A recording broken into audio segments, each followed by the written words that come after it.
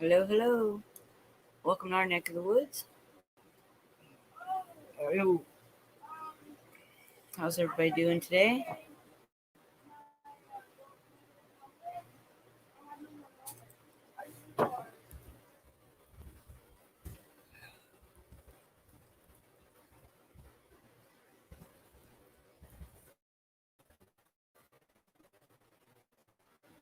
How is everybody? Pappy, it's good to hear that you have sunshine finally. Yay. Those are always blessings. Morning, B Dog. Maybe the I'm not sure what happened with Hawk's stream. Good morning, Bonnie. Or afternoon, rather. It's afternoon here, anyway. So, how's everybody doing today?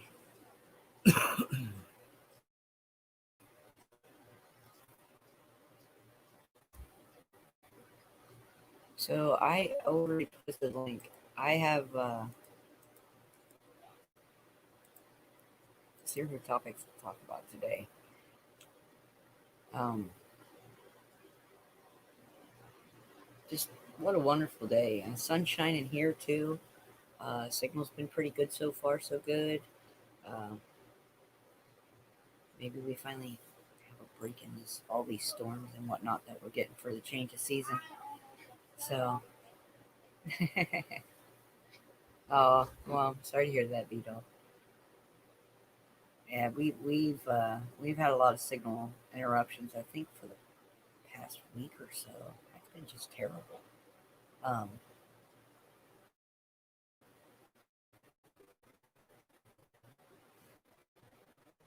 okay. Thank you, Bonnie.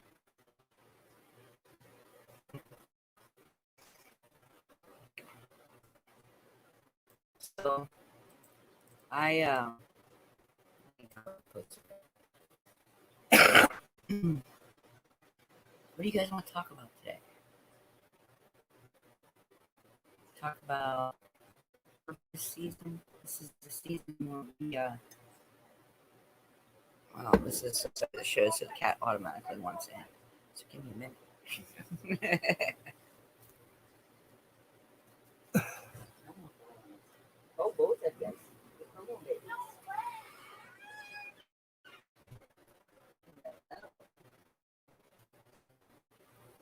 So harvest. This is the year where we take care of our gardens, and we plow under what's no longer needed, and we store up the rest of it for the winter.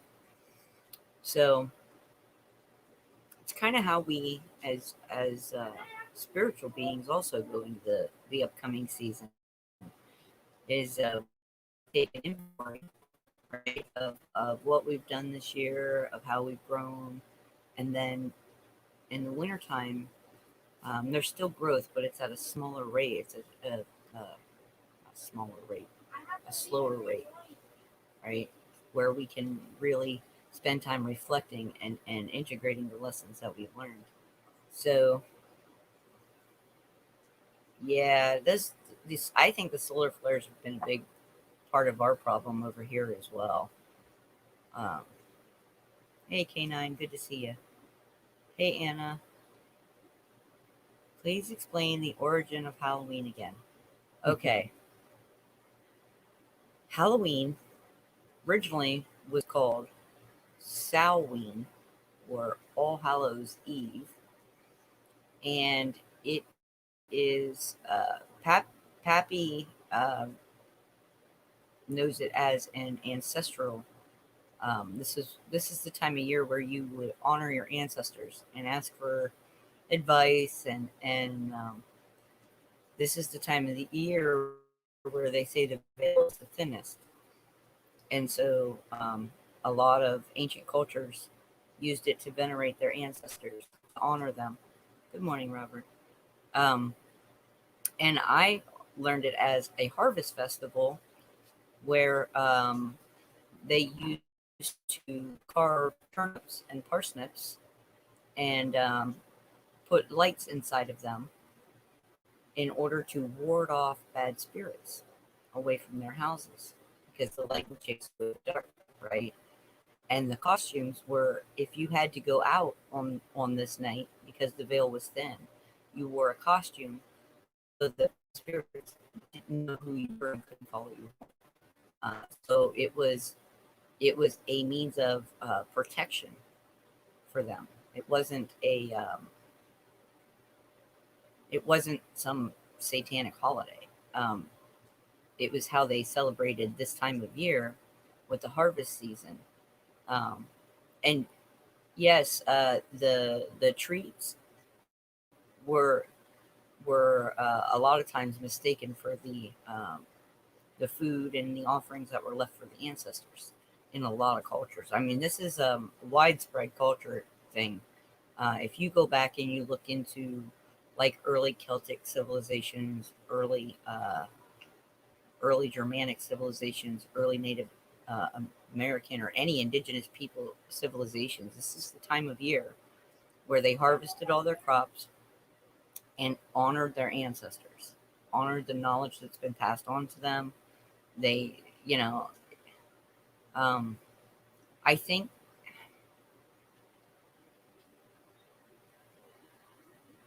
yeah, Bruja means witch, right?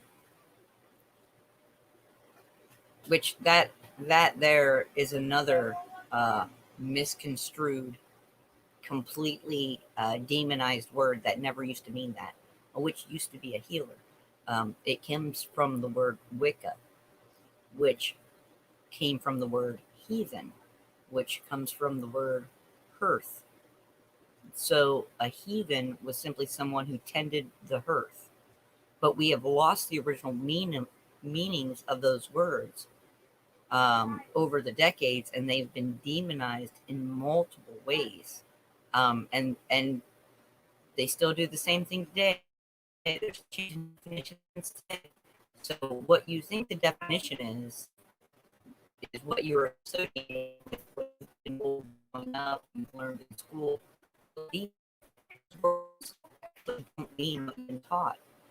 Um, it's so sad that it happens all the time. Hey, Chuck, good to see you. Bridget. So I hope that was helpful. I don't really have a whole lot more on that. Just like a lot of the traditions are celebrated during Christmas time. Um,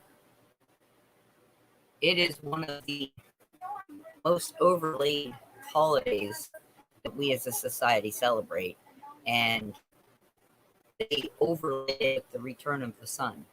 The Yule celebration was actually celebrating the return of the sun, S-U-N. Okay, and that is how they cut and pasted birthday over that. And his birthday is not actually even for most of us, I think, know that, right? Um, Chuck's asking if you're all right, hon.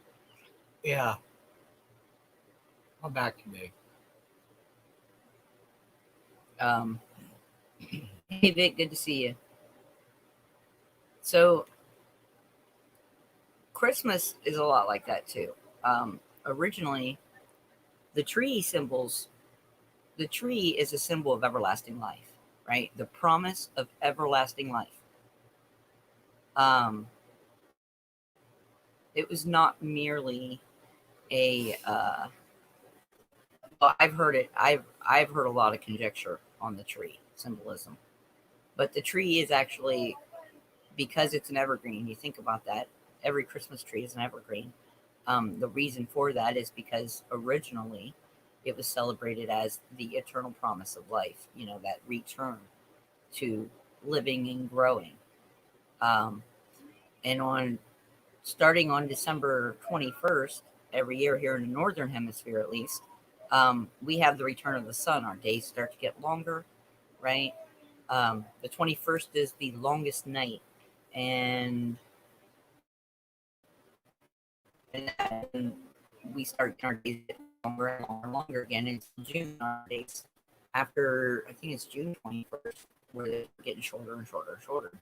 So this day, December 21st, is the longest night. Hey, Michael. Good to see you, man.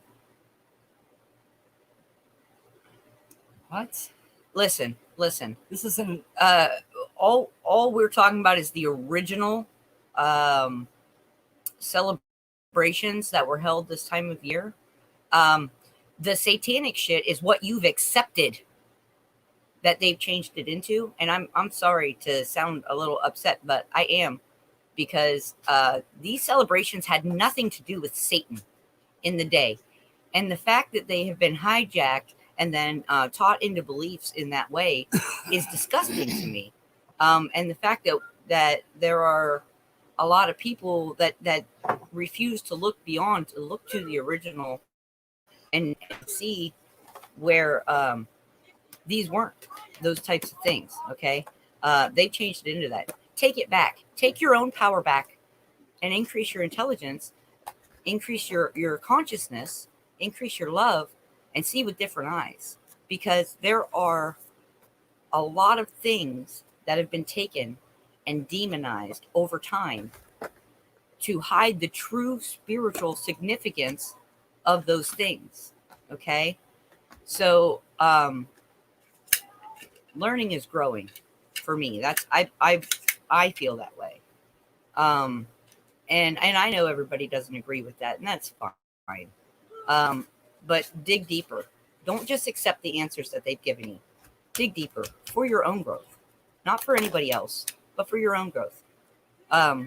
Because it's really important. So, All Hallows Eve was never a satanic holiday until it was stolen around the same time they stole our history, our technology, our ability to communicate with each other. All that's been taken away. Stop accepting it and take it back. Learn different meanings. It was a harvest festival. It's not a satanic worship festival. So I'm not going to fly with that. Just because I have done the research. So, as I was saying, the tree being a symbol of the promise of light. Right? So when they put lights on the tree and they put bulbs, we do bulbs now, but a lot of times in the old days there were like pieces of glass or shiny metal or things like that, the ornamentation that they would hang on their trees. And those were to reflect out the light into the home, but also as a barrier against negative energies for your home during this most auspicious time of year, which is why they cut and paid Christ's birthday over that holiday, because they could, so they did. There is quite a lot to be said for the origins of things. And I mean, you guys have heard me talk about like St. Patty's Day. We don't celebrate it because it is a euphemism for driving the native people's religion out of their country, right? To me, that's not to be celebrated. Because I have done a lot of research in that area. I know that those peoples back in those times were highly spiritual folks.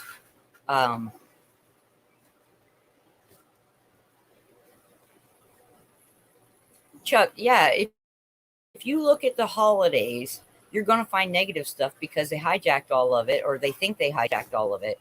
But if you look into it deeper, you will find that it is not, in fact, a negative holiday. If you find the true origins and meanings of something, you'll find that they were celebrated not because they were in any way, shape, or form negative, but because they bolstered the love and the community. And that is why they were separated or celebrated. So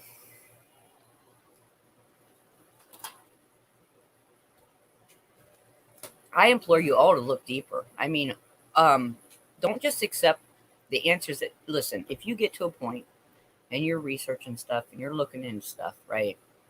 And you get to a point where you feel like you have all the answers, that's you accepting the answers that they've given you. That's you not wanting to look deeper. I'm still looking at things like this. I'm still looking at the history of things like this because maybe it's even older, right? Maybe it's even older than what I found. Maybe there's even more information. Maybe it was celebrated differently originally. And that kind of thing interests me because I can't for a second think that we as a species decided all of a sudden that we were just going to start celebrating stuff on key times of the year because the controllers told us to. I just don't. I don't think that's right. So you have to go into this with an open mind. If you're stuck in a rigid mindset, that's your choice. I mean, nobody can change that. But you'll get exactly as far as you want to get, depending on your mindset. If yeah, yep, very good, very well said, Bonnie. Now is the time for us to join together, get back to those old ways, and survive and get past the system. Because we do have to get past the system, and part of getting past the system is to reap what they take. There you are. Hey, Chuck, how you doing? Hey, Chuck. What's up? There's two sides to every story. Let them know that. The truth and mine. Yep. I don't want nobody to believe what I say. Right? I don't want anybody to believe what I say. I want them to look for themselves and see the truth. Yeah, exactly. Exactly. But somebody else's life. You're just accepting what's going on, like she said. You're being led. You're not finding out for yourself. Not every. You look at a wild animal, he'll go out and start drinking. Next wild animal comes up. He's looking at the wild animal, seeing if he can drink. I mean, he's looking at history to see, oh, wait a minute. Is it safe?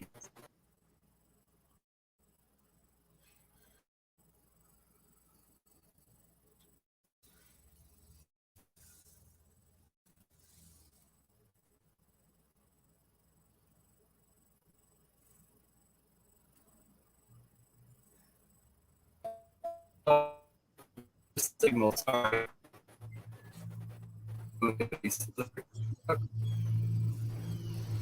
guys getting a fine signal Are we here? today, huh? Yeah, I can hear Can you. you guys hear us? I can hear you. Can you hear me? If you can hear us, hold on. Oop, pardon me.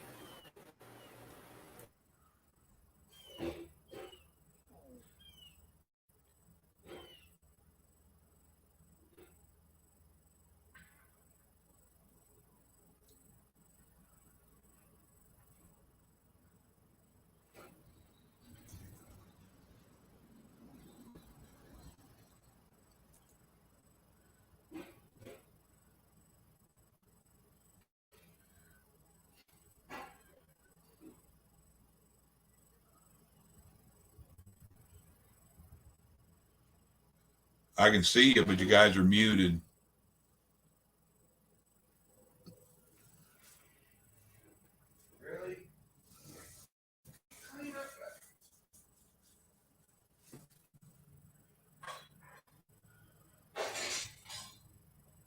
I can't hear you guys. You're muted. All right.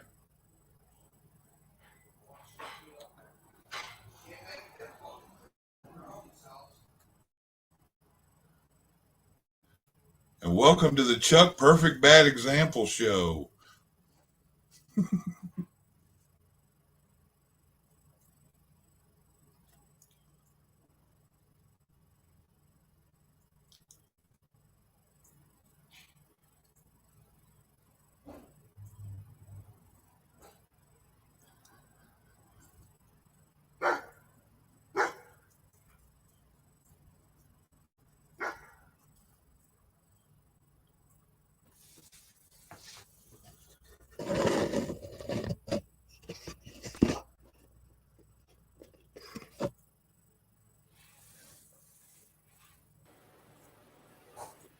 All right. Can you guys hear us now? Yeah, I can hear you now. All right. Sorry about that. So much for our good signal, right? I give you guys a window shot of my German Shepherds outside. It's awesome. Oh, beautiful. I love What are you puppies. boys doing? Come here. What boys doing? They're gonna run to the back door. Yeah, Don, you're Good to see right. you, love pugs. It was supposed to start yesterday. The second one was supposed to start yesterday around noon, Yeah. roughly around noon. The second solar flare was supposed to hit us, and then there was a third one, and it's not supposed to do anything. It's just supposed to be, like you said, disruptions to the internet, cell phones kind of going wonky, signal wise. Massive headaches. Yeah, my back's killing me today. Hers too. She's got a headache linked to hers. So, Mike, I want to address Michael real quick. Hey, Michael, Pug. you said, can we agree that Democrats are evil? I can agree that the entire political system is corrupt and evil, and that even putting good people into such a corrupt system will corrupt the good. And I think the whole system needs to point. be There will be some that will go, and then there's some that will taken stay. down, not rebuilt, because rebuilding implies building the same thing over, right? And we don't want to do that. So, revamping it maybe. I don't know. I don't know what the word would be. But Democrats and Republicans are two wings of the same bird. Yeah. And it's the system itself. The entire system is just corrupt to the core. And until we can root out the entire system, I don't think we're going to fix it. I don't care how many good people you put into a corrupt system. It's a corrupt system, right? I mean, that's the bit that we need to fix for real. If you ask me. As people, you look at Democrats and Republicans, and they're almost two different birds. They have a whole different way of thinking. But politician, Democrat, Republican, that's like saying right hand, left hand. Yep. Usually most of your Democrats are upper echelon city people, kind of, and then your Republicans are more country people, want to be left alone. But it's funny how these past 4 or 5 years now, we've been able to see those lines of distinction very clearly. Yep. As a nation, right? That's I mean, what they needed. It's really been clearly defined for us where the lines are drawn along the political parties. And you can really tell where spare the rod, spoil the child took over. Yeah. Everybody wants to do better for the next generation and children, and then this is what we get. Well, in part, it's because we were fooled into believing all the crap that they wanted us to believe. Yeah. That the system was there for us, and that it was working for us, and that it had our best interest in mind. Mm-hmm. And we were all psychosis into that. Yeah, even us when we were in school. Me too. They were trying to indoctrinate us. I learned. I like how Bonnie says it. All the kids that were bad kids in school, we're all the free thinkers now. Yeah, we were the rebels. Right? We were all the ones smoking cigarettes across the street from the school in the alley because we knew it was just off the property. And they couldn't touch us, right? They couldn't suspend us for that. Couldn't call our parents. Leaving school at lunch to go get beer at 7-Eleven. Yep. Yeah. And she makes a really good point, because we were the kids that wouldn't accept what they were teaching us without asking questions. And they didn't like our questions, so we stopped asking them and just left the whole system alone. Pretty afternoon to y'all. How you doing? Hi, Pappy. What's going on, Kemosabe? Is it the sound okay here today? Because we're getting hit with that solar stuff up here pretty good. Yep, you sound pretty good. All right, good. At least the sun's shining up here again. First time I've seen it in 4 days.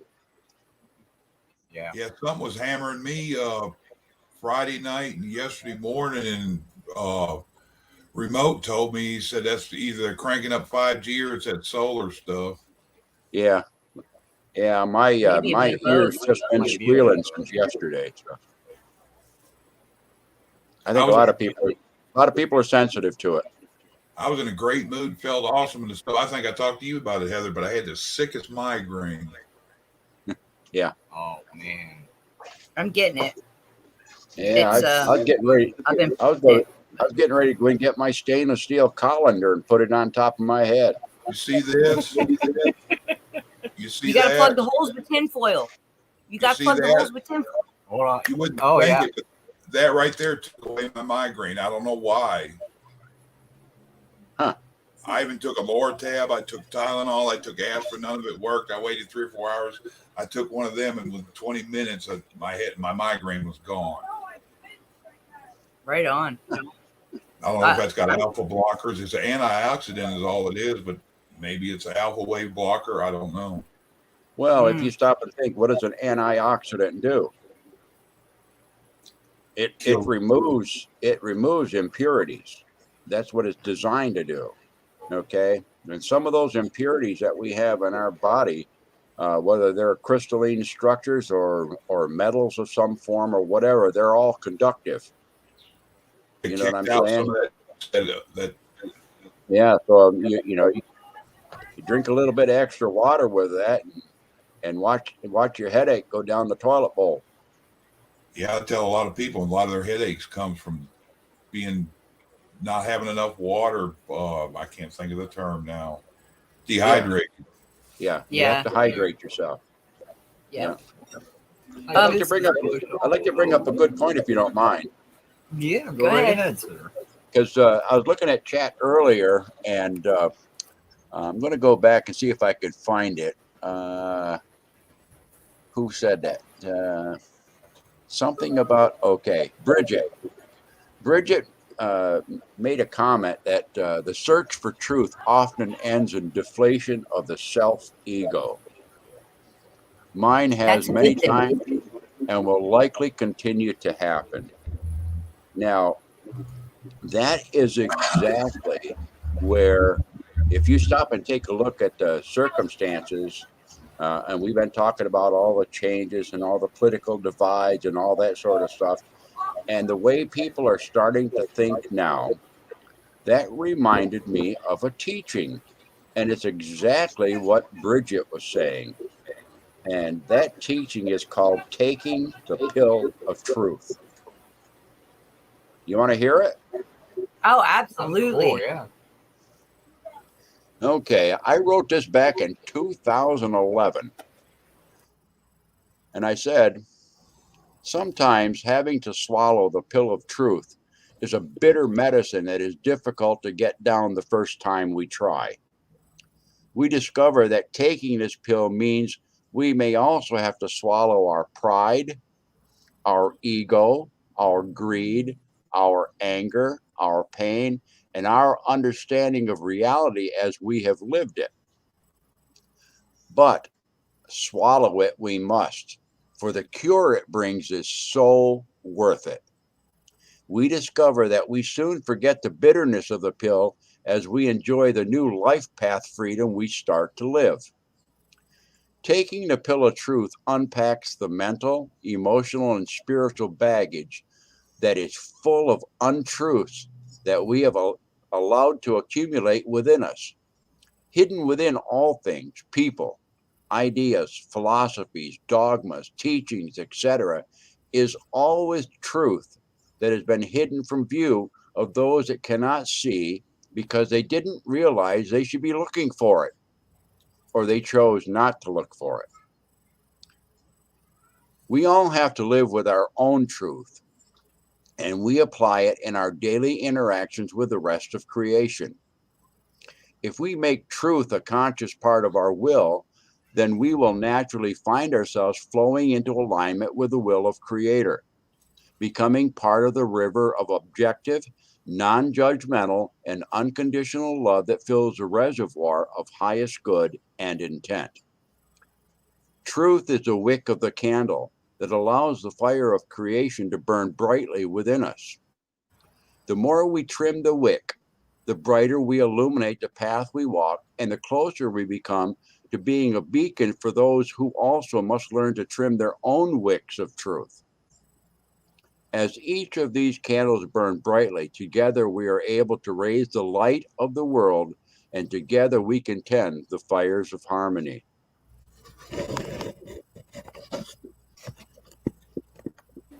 That was beautiful, Pappy. That was really nice. So, you His know, dog so what is truth? You know, truth has been hidden intentionally and unintentionally ever since man has been interacting with other men. Okay, it's just it seems to be a way of man. Yep. You know, we talk about religious holidays and their observances and stuff. Well, it's a well-known fact that when one people were conquered,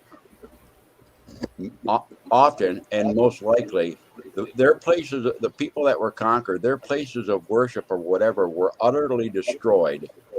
And the new religion built upon the foundations, or at least the spot where the old religion used to stand. Now, that was, of course, a subjugation, if you will, of the conquered people to the new religion and the new philosophies and stuff. But also, I think in the mind of the conquerors, it was a way of getting those people to come into there because they knew that that place was sacred before. Acquiesce. To Yep. to at least get in there and say, okay, well, this is our sacred site. But I'll remind everyone, it isn't a place that makes you sacred. It's what has been done at a place that makes the place sacred. Okay, so if you keep that in mind, then the significance of one stone on top of another, or using someone else's stones that have been there for many years to build something new, can still have personal meaning to you inside without you switching sides, so to speak. Now, is there anything that we could look at that points to that? All I got to say is one place: Temple Mount. Temple Mount in Jerusalem has been built and rebuilt. Okay, how many religions are on Temple Mount? Oh boy. A lot.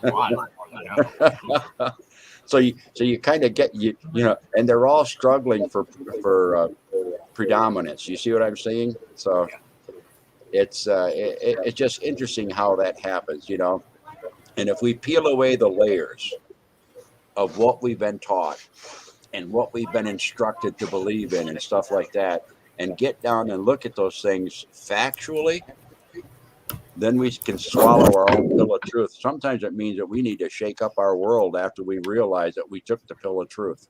Pappy, something can help with that pill of truth that I like. I love what you just said. And you can add to it. They can take that pill of truth one or two ways. If they don't like the bitterness of it, they can wrap it in their negativity and use it as a suppository. Yeah. That pill of truth can be pretty hard. Be good slingshot ammo to sling around in between Goliath's eyes. Yeah. Yeah. And you make a very valid point, Pappy. The conquerors have always done the same thing, no matter what land it was, no matter what conquerors it was. They've always come in, and the first thing they've done is killed off whatever priesthood or shamans or medicine people existed in, they would try to kill off all that knowledge. They would try to burn, bury, or decimate whatever sacred teachings certain people had, and they would try to force their views on these people. And they learned very early on that the best way to force their views on a people was to integrate their own views over top of what already existed. Yep. So a lot of times, if we look beyond what they have given us as answers and we search deeper and we search further back, we can find origins of other civilizations, origins of other belief systems, origins even of these holidays and how they were originally celebrated. Yep. But Yep. literally, I think all of that stuff is really just a personal choice. If you feel guided by your spirit to celebrate a holiday in a certain manner, then by all means do so. We do that. We do our holidays probably different than almost any other household, but we gather from a variety of origins, and so when we teach her about these things, we teach her what's commonly accepted, and then we teach her this is what we found it originally meant, or this is how it was celebrated originally in this part of the world. And we do that because I feel, we feel it's broaden important her knowledge. that she not accept one meaning. And she said, we were talking about Halloween yesterday, and this is one of her favorite holidays. And it's not just because of the candy and stuff, but because Well, we've taught her the origins of it. And so she knows it's a harvest festival. We celebrate it usually by going to one of the local farms that has a pumpkin patch. And, we have our traditions, and we keep them around the harvest tradition.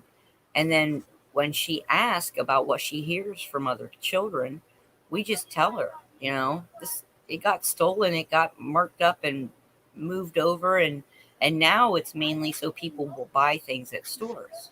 the marketing side. And of it she all, sees yeah. that. She sees that commercialism. And she's just like, Mom, why did they do this? Why did they do this? Even was it a month ago? About a month ago, I had to run into Walmart. She really wanted to go with me, so I let her have and go with me. And we walked in the door, and the first thing that came out of her mouth, and she noticed it before I even did. She's like, "It's Christmas. It's not even my birthday yet." I'm like, "I know. They're already trying to sell Christmas. It's not even Christmas time. We haven't gotten through Halloween or Thanksgiving yet, have we?" She's like, "So this is what," and she said, "This is what your mom meant by the stores going ahead." I'm like, "Yeah, they're marketing, trying to teach her marketing and how to, How they marketing. use this world again, not against you, but to for make you you to want pay things you don't for even some, need. yeah, to make you pay for things you don't need." Even taught her how, when you go down the aisles, you notice how everything's together. So I remember when I was a kid, none of this stuff was together.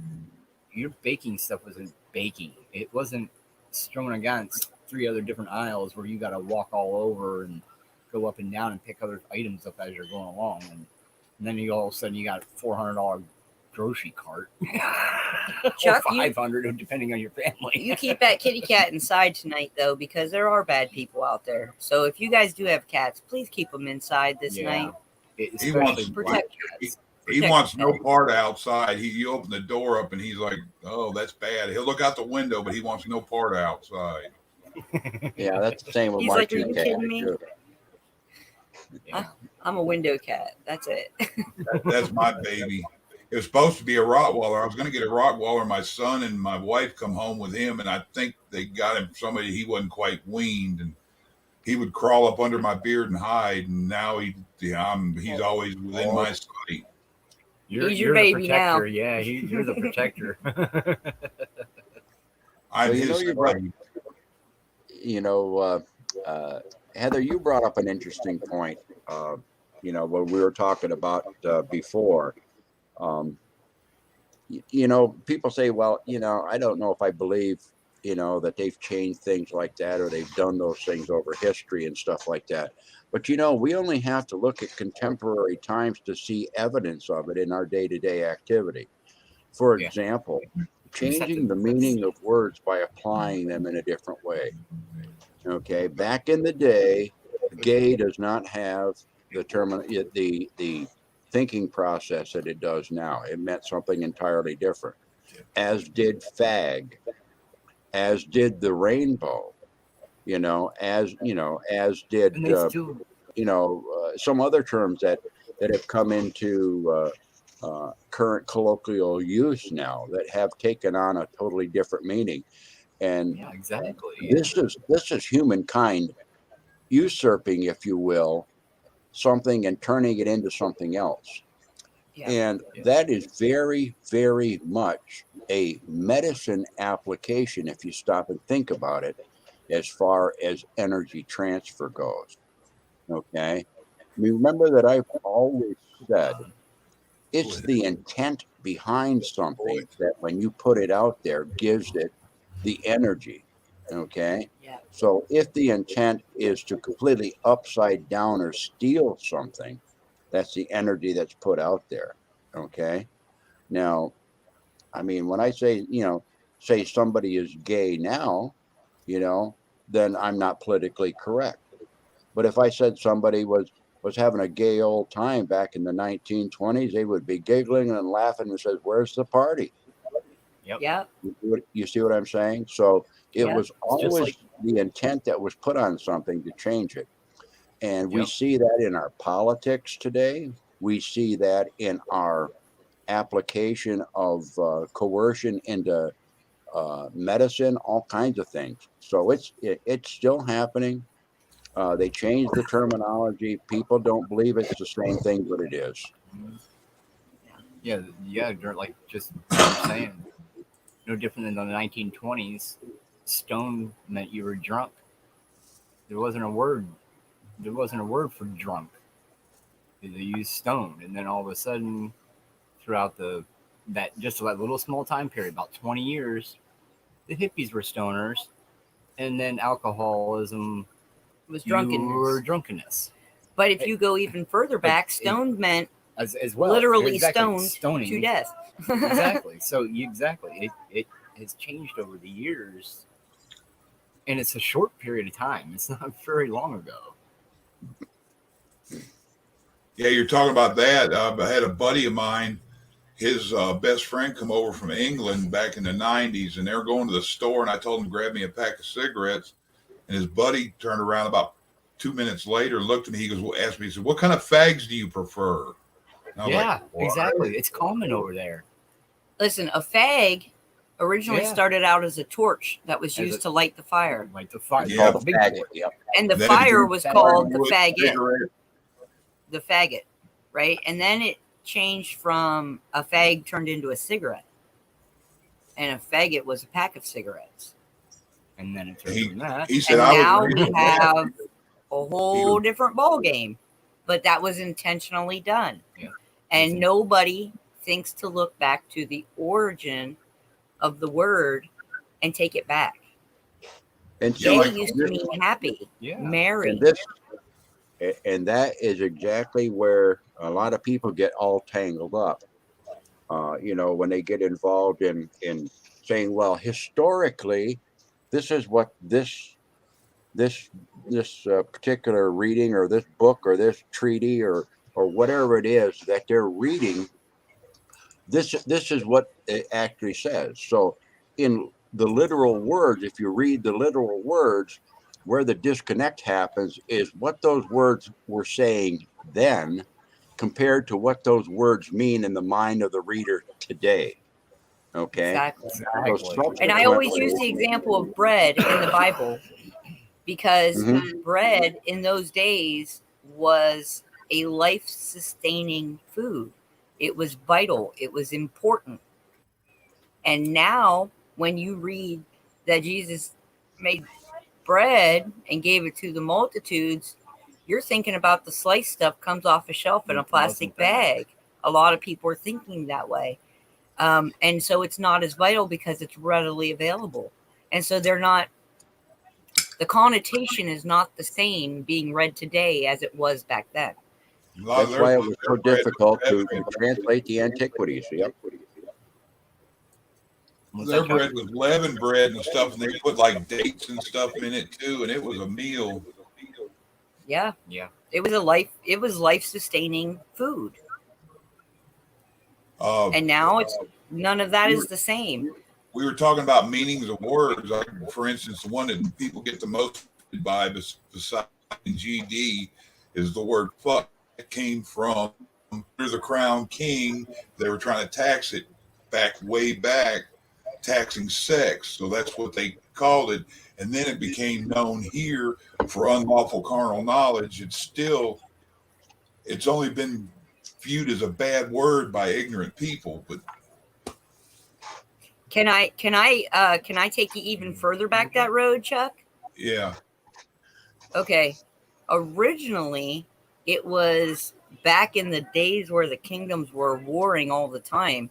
And I want to say it was the French that wanted to capture the English longbowmen because they were so good. And their plan was to cut off their middle finger so that they could no longer draw the English longbow because it takes the two fingers to pull. And this. And they used pheasant's feathers for the fletching on their arrows. And so the FUCK was actually PH. Yeah. And the flipping of the bird that is associating with that is called the flipping of the bird because of the feathers and the You're drawing and you're, you know. So the whole thing was fluck you more than it was, and it was before it was associated with carnal knowledge at all. Yeah, here's another word for you. The women hate this word. My wife does. The word cunt. Yep. Since 1544, cunt was an ancient term that meant faithful and loyal friend. To have a cunt meant having a friend who always had your back, never abandoned you, and provided friendship and support even through hard times. Society encouraged each other to being a cunt above any other virtue. And that was back in the 90s. And look what they did to it. And exactly. Now it's the most derogatory word you can serve You a don't woman. want to use it. Yeah. That guy A woman, saying that because men don't call men that, and women don't call men that. So look what they've done to loyalty and turned it into such a negative, derogatory word. that same guy that I told you in the 90s said that about the cigarette, the fag thing. I still talk to him on Facebook sometimes, and all of his buddies on there. Well, who's this Chuck guy you're talking to? He goes, "Oh, that's my best cunt that lives across the pond." And I'm like, "What the hell does that mean?" And he's the one that sent me that. That's a guy I could talk to and understand probably, just because I like to do that too. I like to use words in the original way that they were meant, or in the oldest way that I can find that they were meant. And then people look at me like, I don't want nothing to do with you, but they're not stopping to think that There is more to there's than right. what we were told. Part of the way we take back our society is to take back our words and to take back our symbols. And I really am a firm believer in that. We can't just keep giving them what they want it to mean. We can't do that. We can't allow that to go on anymore. We have to take these things back in order to clean them of the nastiness that's been on them. We've been groomed to see the worst in everything. You're right. Well, I changed my avatar picture for a reason. Okay. And because this great philosopher that spends his day just hard at work, not talking at all, sent a message to me. And he said, if you humans would just learn to communicate without using them words, you'd have a whole lot less confusion if you could just read each other's thoughts and feelings. Yes. I agree 100%. I think we used to probably be telepathic. I think that we at one point in our history probably were able to communicate without words whatsoever. That's my thought. I have no proof of that. But I will say there is a very interesting story called the Tower of Babel that lends a little bit of credence to that thought. If you think about it, that we were all able to communicate openly and freely before said event. And now we all have spoken word, misinterpretation. Language is a barrier. Everybody's faces and voices changed. Everybody's faces and voices changed after that. That's the way it's written and where I read it anyway. Yeah. So you think about that. We used to have, what is the one language that you think would be able to be spoken universally?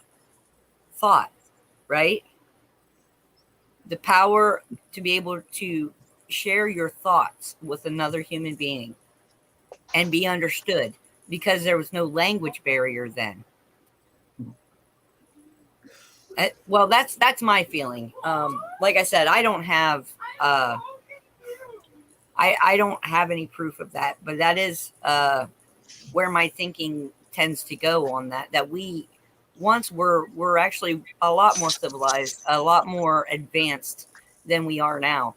And if you look through antiquity and you look through history, you'll find evidences that we were once way more advanced than we are now. You guys think these scrying mirrors that we hold into our hands are little blessings of technology? And in some ways they are, because we are all able to communicate now. We're able to share our lives with each other. But this is a scrying mirror, a black mirror, right? This is a black mirror. It's a reflective surface. This is what they call a scrying mirror in occult sciences. Everybody understand what that means? Yeah, summoning mirror. I call it So, the look within mirror. right. So it's how you use it. The bad And thing so- is, some people see in when instead of you see out. And you can be looking at a crowd of people, and there's still more looking at you. Yep. So, those kind of things I think are really important for us to start paying attention to, because I think we're well beyond the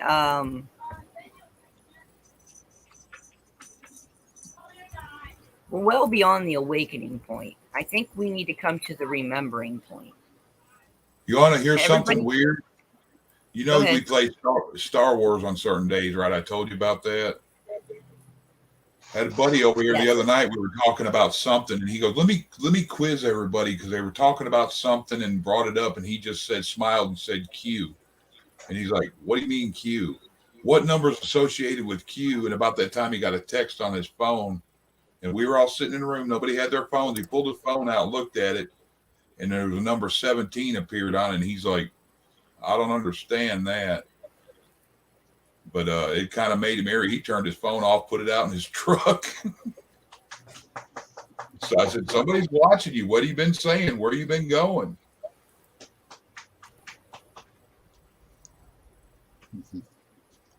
Yeah.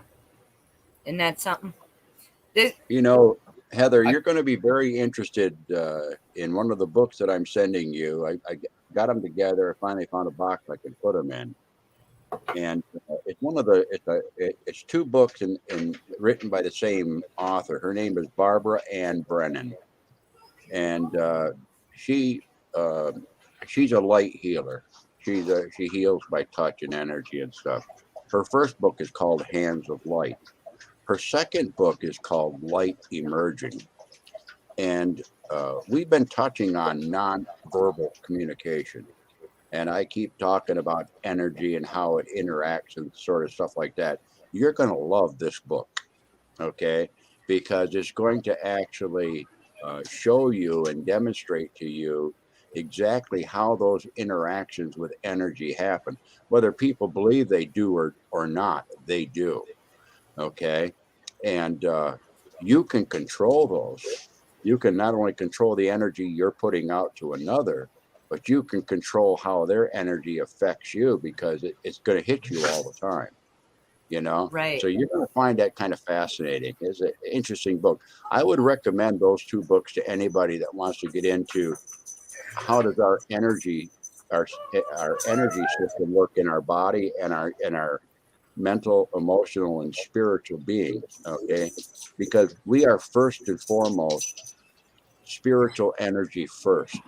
That creates a matrix of everything else that is our reality. So her name is Barbara Ann Brennan, and she has her first book is called Hands of Light, And her second book is called Light Emerging. So if you run across them, they're older publications. If you run across them, it's probably worth a read. Okay, I'm not saying you have to follow and believe everything she's saying, because it's written from the hand, from the viewpoint of a healer. Okay, but to me, everything is about the healing, and that starts with self-healing. Self-healing allows us to be able to see everything differently and interact with everything differently. So yeah, there's some validation for what you're talking about out there. Yeah. I mean, and this is, like I said, everybody, we talk about this great awakening, but what if it's more of a great remembering?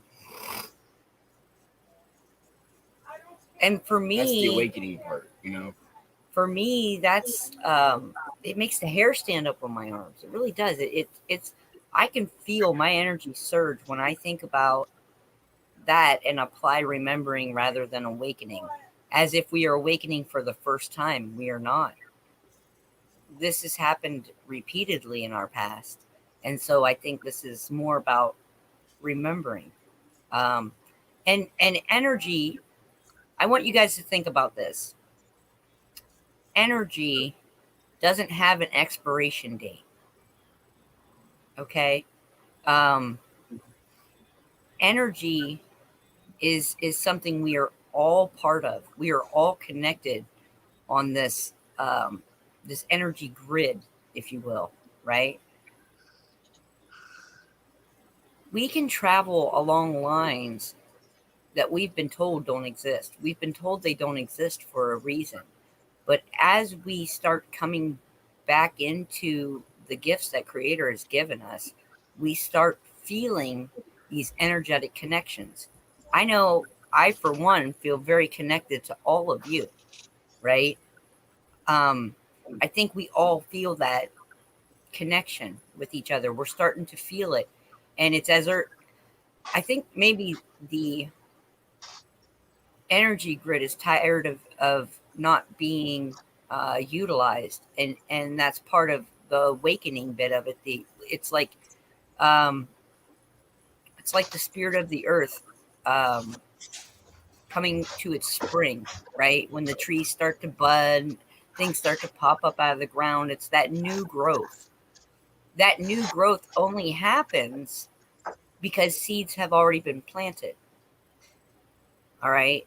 So if you think about the energy that's in everything around you, right now, everything's getting sleepy, right? In the north, we have a lot of deciduous trees. So the trees show their true colors in the fall, and then they gently release them.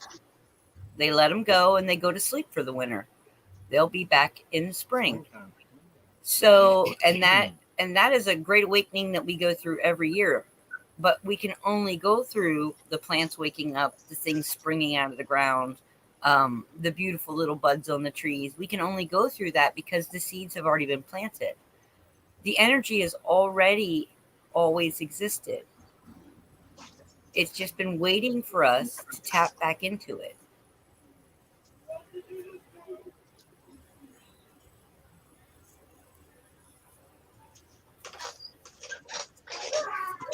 I feel like I maybe confused everybody or something.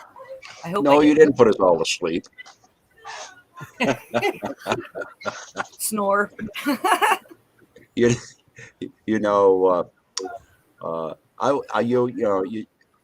meet the term the Great Awakening.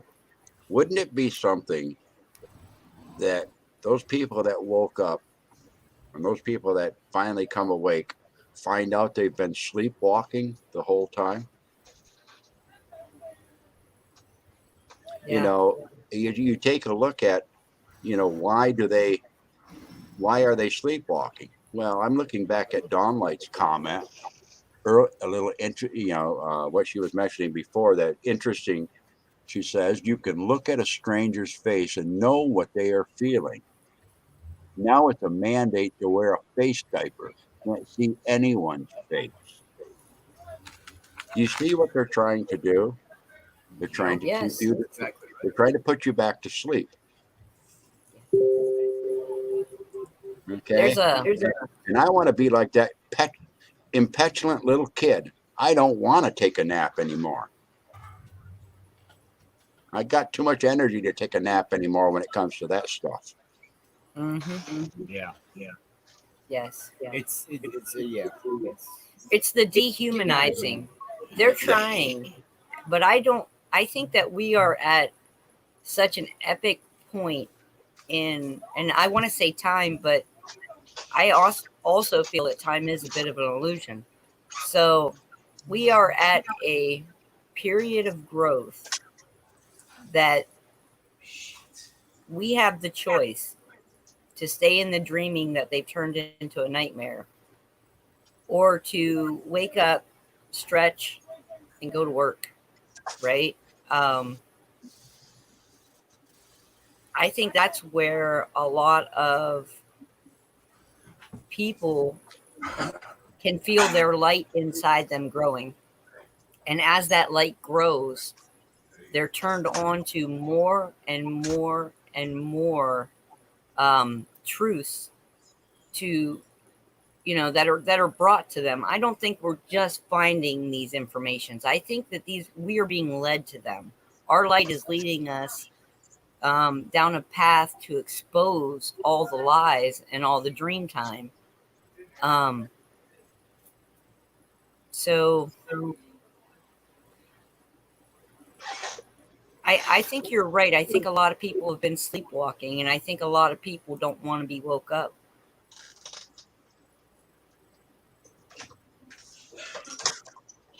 Well, hence the reason that the movie The Matrix was so impressive for somebody that has their eyes open.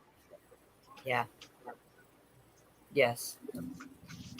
There have been a lot of them.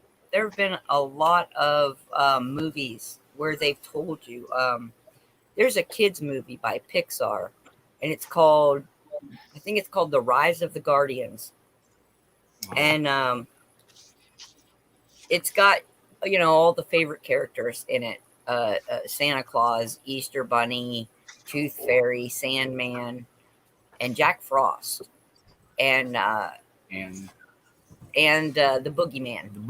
The Boogeyman. Okay. And in this movie, if you get a man the chance, Sandman doesn't talk. Really good. Sandman communicates through his golden sand, right? Yep. Emotionally, he communicates through images, right? And the Boogeyman takes the Sandman's golden dream sand that he gives all the children at night, and he turns it into black nightmares. So all the kids start having nightmares. And in the movie, there's one child that, even with all the things going on in the world, refuses to stop believing, right? So his light won't go out. No matter what this Boogeyman does, he can't stomp out this one light. And this one light brings the other lights back on. It brings the belief back in the children. And at the end, in the big final battle scene, when all the heroes are so weak, they show you that the real hero were the children, because they didn't stop believing. And so in their belief, they were able to bring Sandman's golden sand and the light back with touch, with belief. And so for all the little other things that are in there, the message is, you can't let them put out your light. For me, that was always the lesson for me. No dark thing can not be undone, right? It can be overcome. You cannot let them stomp out your light.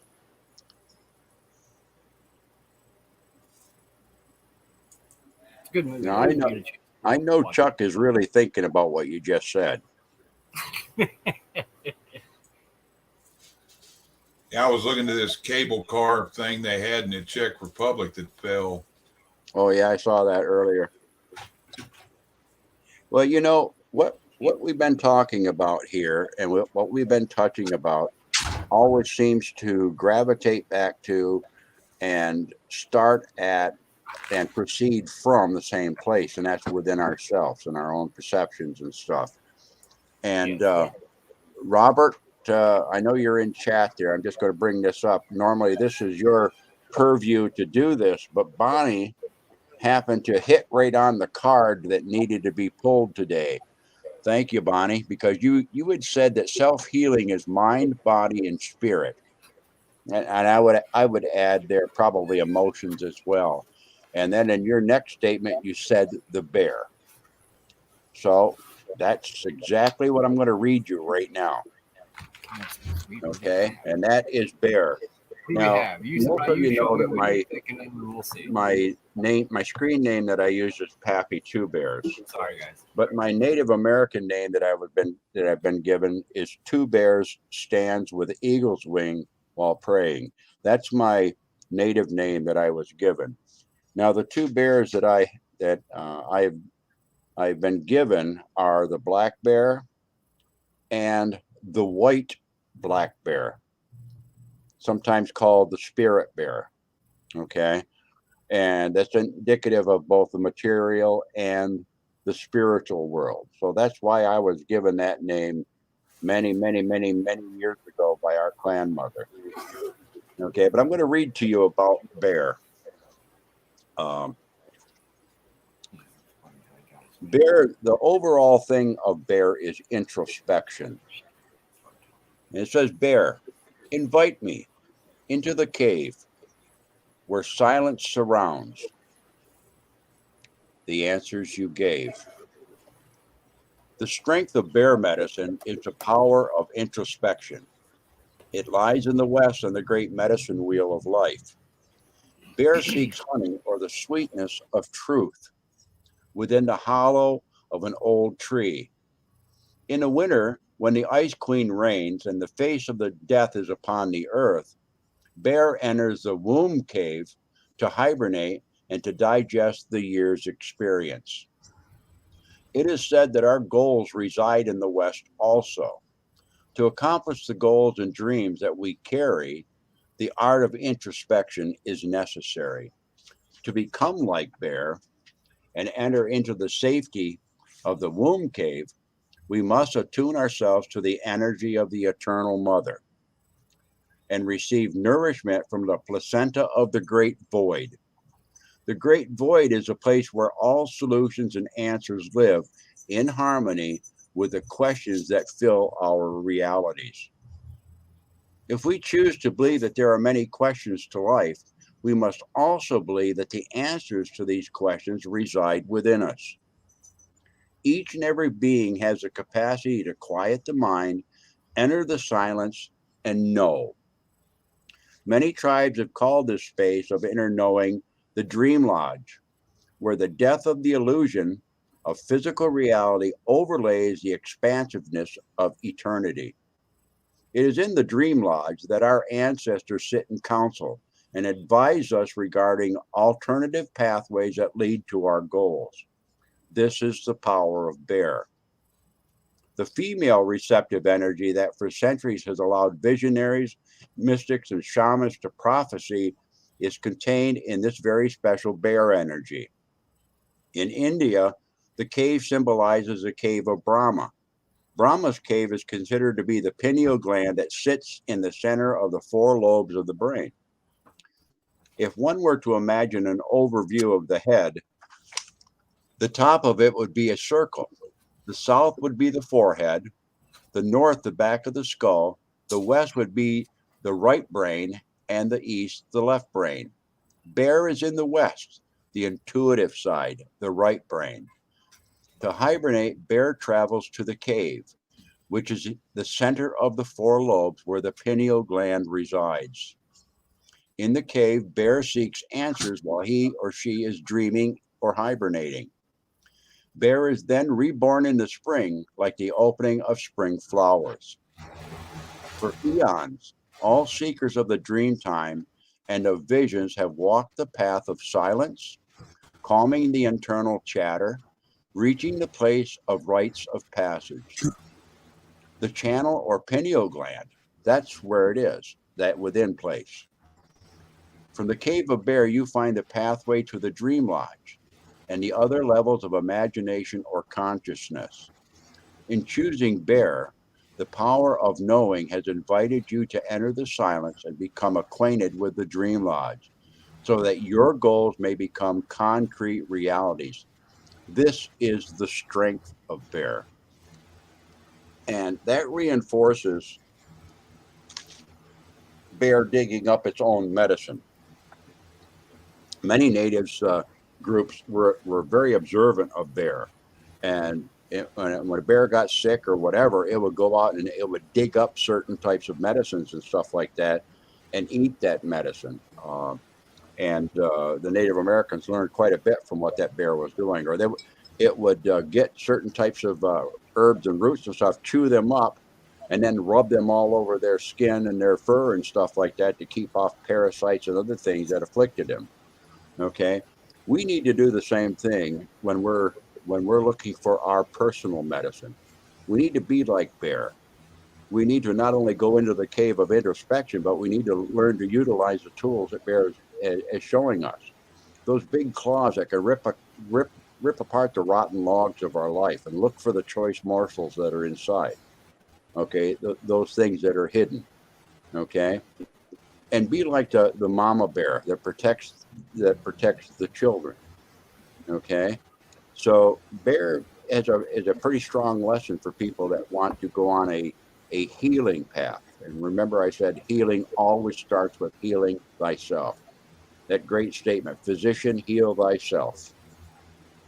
Okay, you understand yourself, you come into a better understanding of how yourself should interact with someone else's self. Okay, so thank you, Bonnie, for bringing Bear to our attention today. I got a question for you too, Pat. That was very good. Pretty well.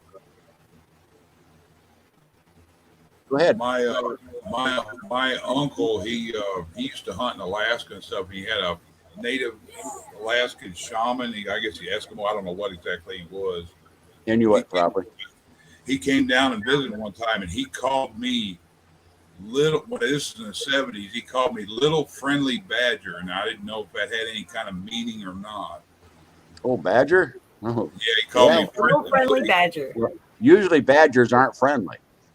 I don't know. That's what I didn't get. Unless means like I'm a nice ass or something.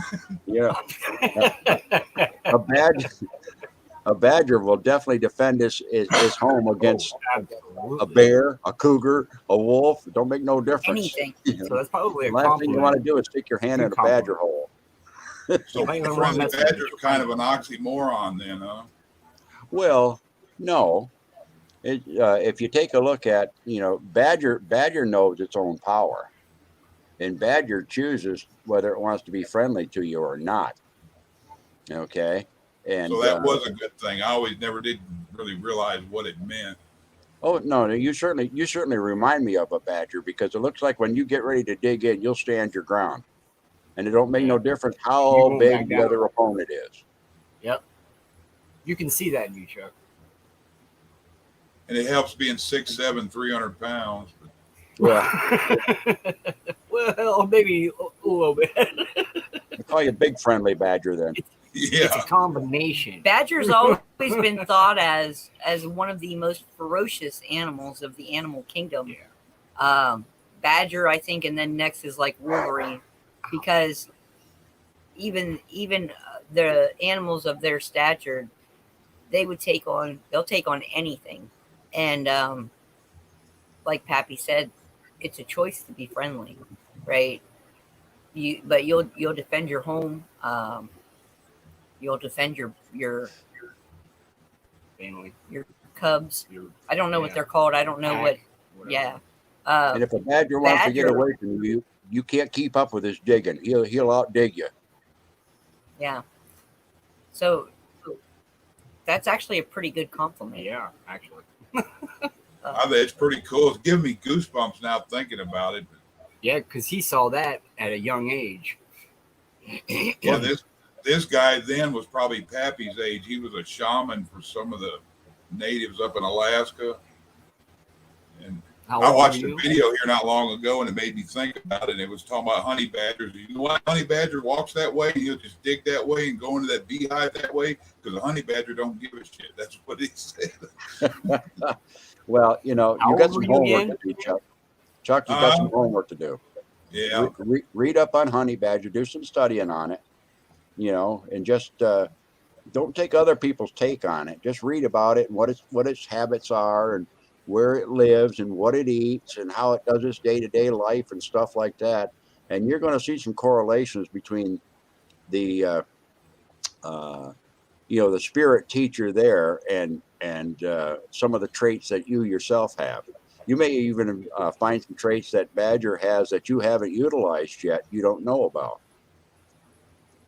Yeah, true. What were you saying, Those Jeff? I was just curious. How old were you again? When he told me this, or how old am I now? Yeah. No. Then. Probably 10 or 11.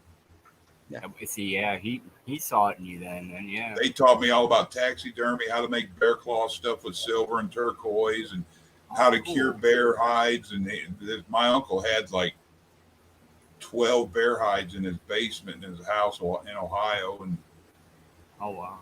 he taught me all that stuff at a young age, and then I just never got into it. Which it may be there if I use it, but You know what he did with you, Chuck, don't you? At that age,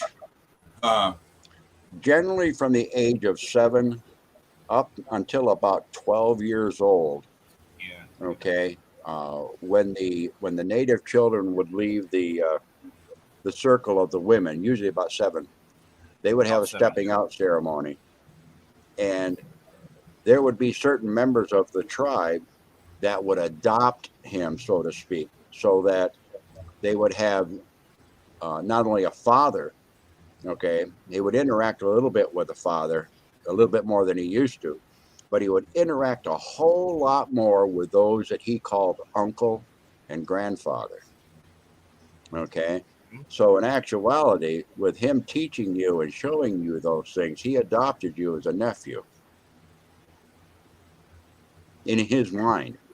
yeah, because the one I call uncle ain't really my uncle. It's my mom's best friend she grew up with all the way from like 3 years old till she died. They were still best friends. It was her husband, and I was the only kid for the longest time. I think I got 15 before they even had something like that. So, Yeah. That's awesome. Yeah. Well, see, you've actually been putting into practice what you know, most native indigenous people, when they use these certain terms of brother, uncle, auntie, a grandfather, those are terms of respect.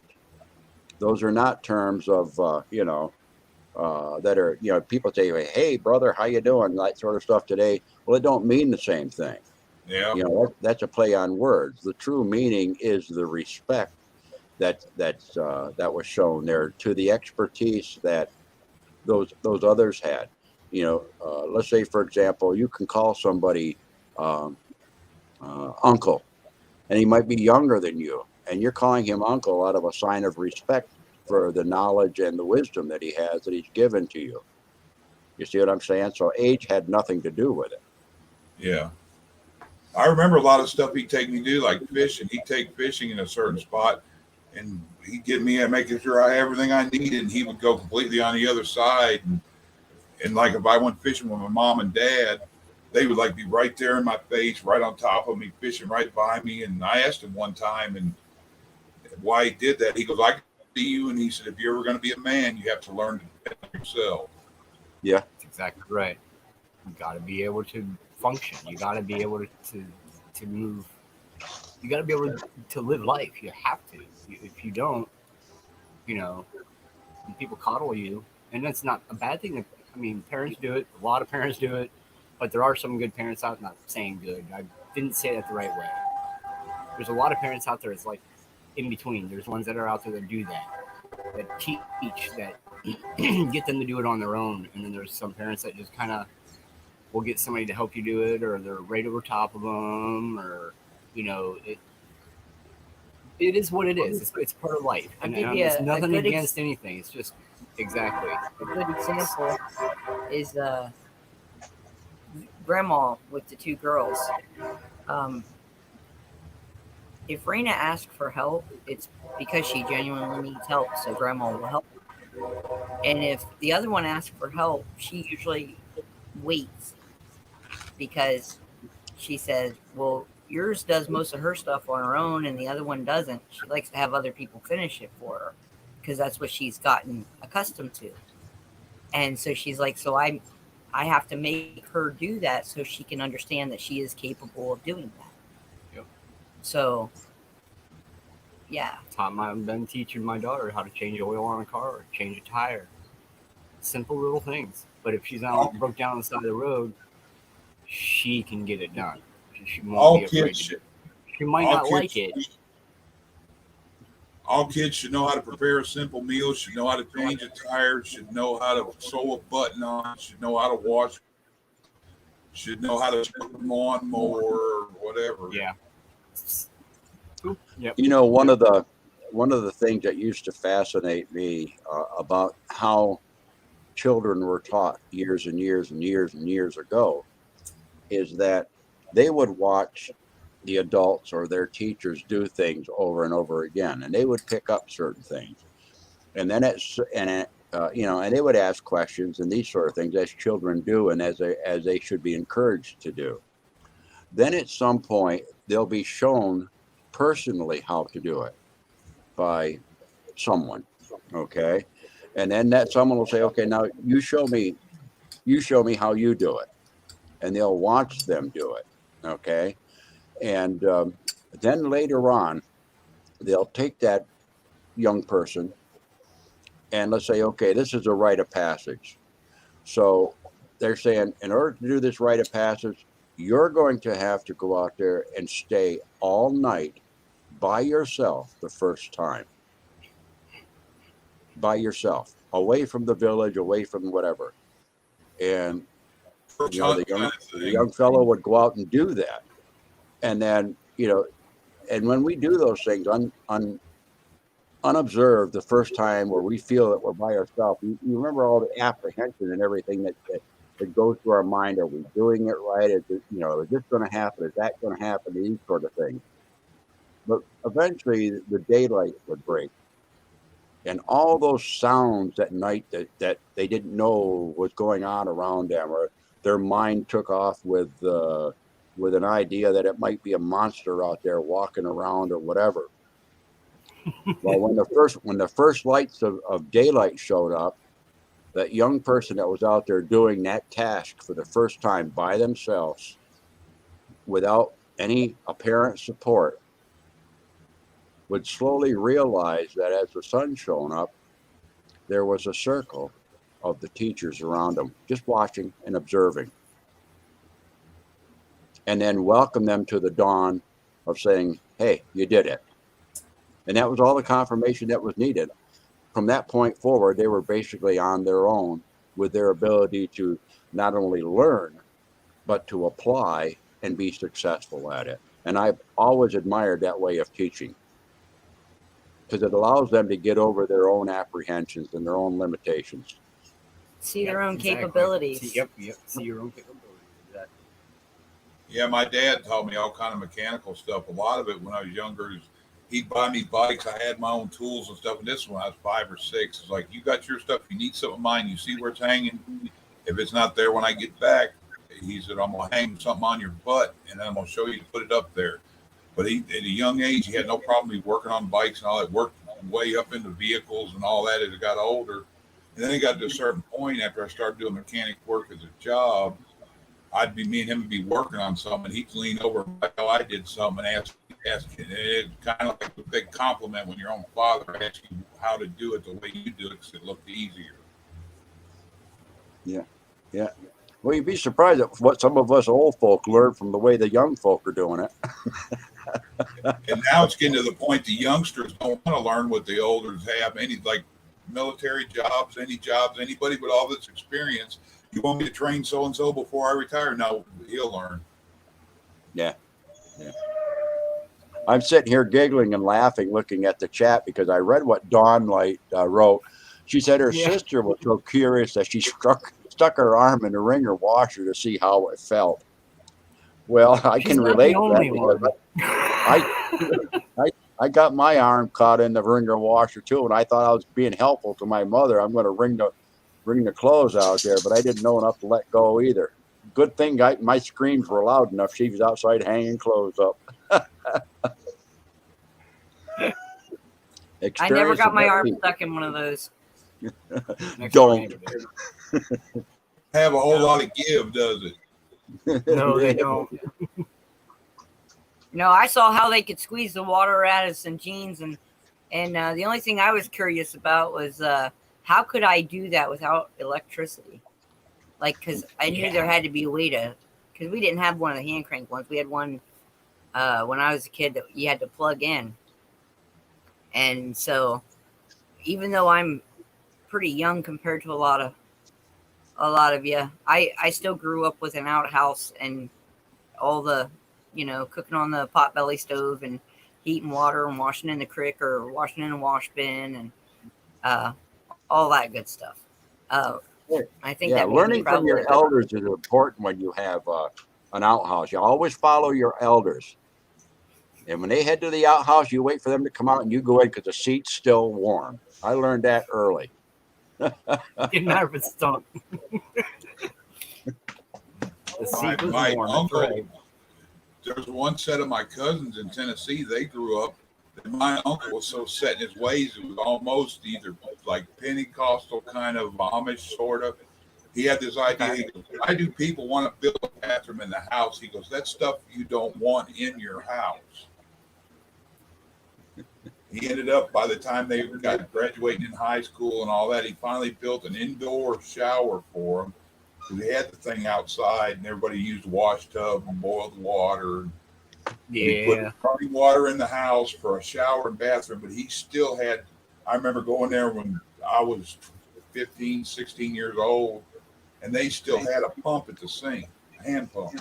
Oh, cool. Yep. I remember those. But he also, the water they had there and the city water was different. Their water from the well came off of a mountain spring, so they had better water by their hand pump than they ever could have imagined from the city water. Right. Yeah. We lived about 4 miles outside the town, up on, it's called Bible Hill, up in New Hampshire. And one of the next door neighbors, next door neighbor was about a half a mile to a mile away, but they had hand pump off of an old hand. There's a hand dug rock built wall all the way up. I don't know how his dad did it, and he was in his 70s, but his dad did it. He had been living there, and he was passing it on to his son. And everything in the house, like you said, it was just, there was an outhouse. It was just off the house. It wasn't very far. But they would do, they did an off-grid type of system. And he'd been doing human manure for years. So it was already, he already knew how to do it. And he had the biggest tomatoes, corn, green beans, pumpkins. Yeah. Yeah, I watched something on the Amish yesterday, and they had a place up, I think it was in Ohio. No, it's Pennsylvania, a group of them. When Kofi come out the beginning of last year, somebody around them that was a townie that worked selling stuff, one of their people in their community got sick. So the Amish discounts in their community, they also did the wine thing where everybody sipped from the cup and all that. He said the first person to drink out of that was the sick person, and everybody in the community shared out of that cup. So they all got Koopy at the same time, built herd immunity, and told them to stick it in their butt. Yep. And they did the same thing here in Holmes County. There's a gentleman my brother works with down at the furniture, which is Amish, and he got to talking to those guys, and they did the same thing here in Holmes County. They all got together. He said there was about 180 to 190 parties, Amish parties, and they all got together and they made sure they all got sick. And when I understand, there was almost a 0% of death, and nobody died from it. And here's a right. little thing that we got to find out a little bit of, and everybody, it is true about the little these right here, sour apple. Ivan. We're just calling Yep. it Ivan. That's all the Amish do, and that's what they've been doing all their lives. They usually don't go to the doctor unless absolutely need to go to the doctor. Then they don't. They get it. Yeah. And I'm going to say something else about that said product. It's not just used for this For a illness lot of things. that's Oh yeah. it come can into be focus. for, It's also been used successfully to treat and you can't say the C word. It's a bad word. cancer, Yeah, I was gonna say Cancer it and kills cancer. those cells too. cancer, and Kills those But to cells. treat and to Yep. cure. it can cure. Yep. No. treat. This works with it too. For that cancer. Oh, Yep. Yep. and hydroxychloroquine. There is a dog that somebody invented. It was because it killed the cells of the CPC. Yes. But they turned around and they didn't want to bring it out because it was cheap to make, so they turned it into a dog wormer. Yep. And it's a normal dog wormer you can get from a vet, and it kills them. It starves them out. It puts so much Actually- alkaline, I guess, in your system that it Where kills is it. that at, honey? What's that? That box. I don't know. This? The dewormer Oh. box. That's not a box. I That's have a no bottle. idea. Yeah, I don't know. Well, I was just wondering because you had given it to Dash, and And I'm going to pop down here and give somebody else a chance to come on up here. okay. Good talking with you, Sounds Pappy. good. Yeah, Pre- it's all. I It's all appreciate Happy. I All right. appreciate your wisdom, Pappy. well, they're just words Yeah, of an Anna old said it man. was. Just apply them any way you want to. I'm chasing behind you. I ain't reached it yet, but I hope I live as long as you have. Oh hell, I'll hold the door open for you. All right. All right, Pappy. Love you, I Pappy. love you, Pappy. Yeah, it's been an interesting conversation today for sure. Yeah, they don't want cures. They want treatments. Well, exactly. You can't make money when you cure something. You got to keep it going. So they treat the symptoms rather than the root cause. Yeah, the horse paste now, they're trying to figure out how they can label it and charge $1,000 a dose for it. Yeah. Well, people are more awake now. It might end up not happening. You can swallow it, Don. It doesn't have to be absorbed rectally.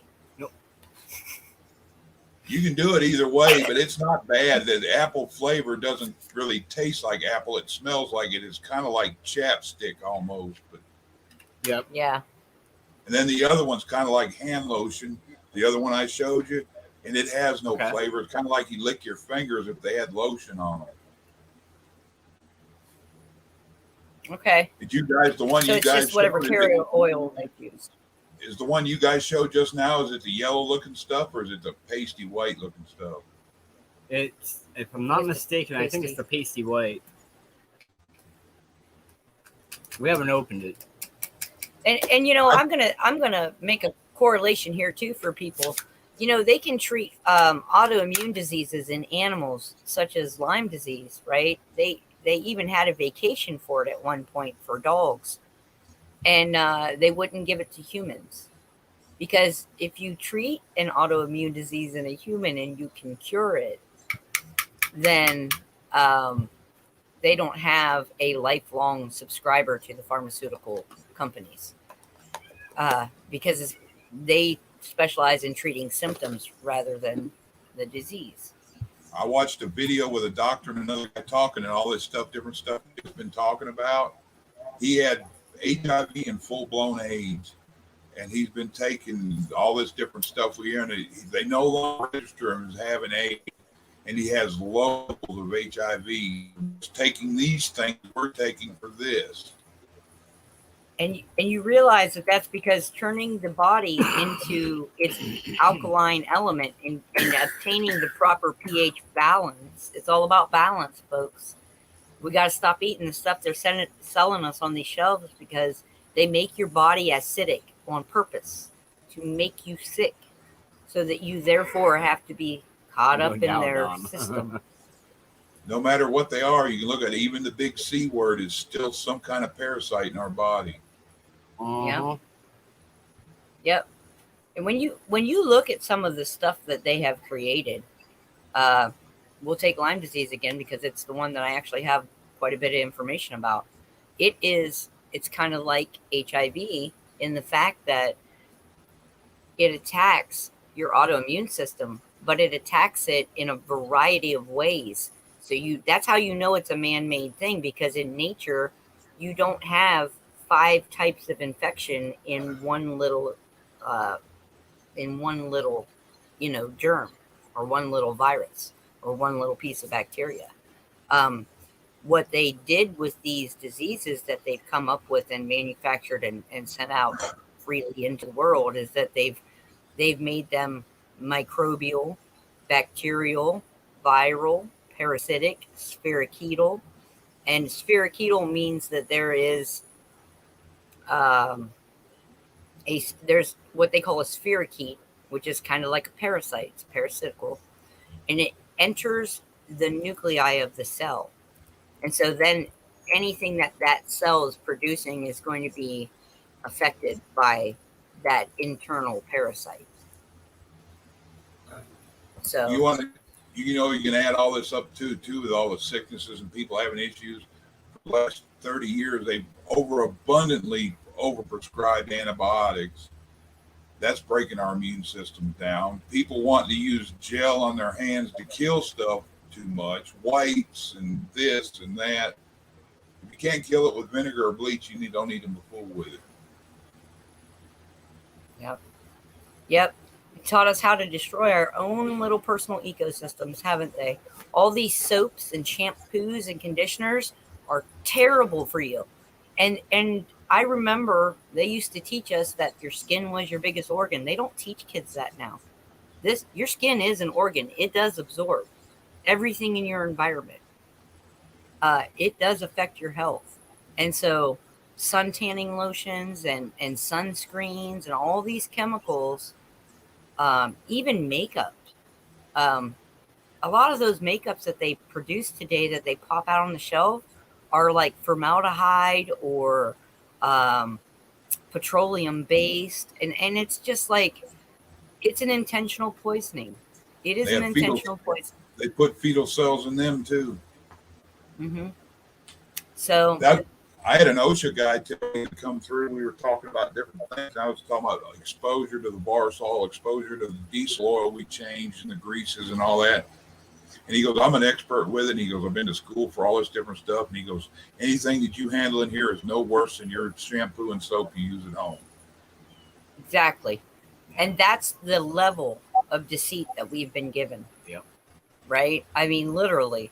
I don't know how long ago was it that we switched over to the Castile soap. Castile? About 2 years ago. 2 years ago. Yeah, about 2 years ago now.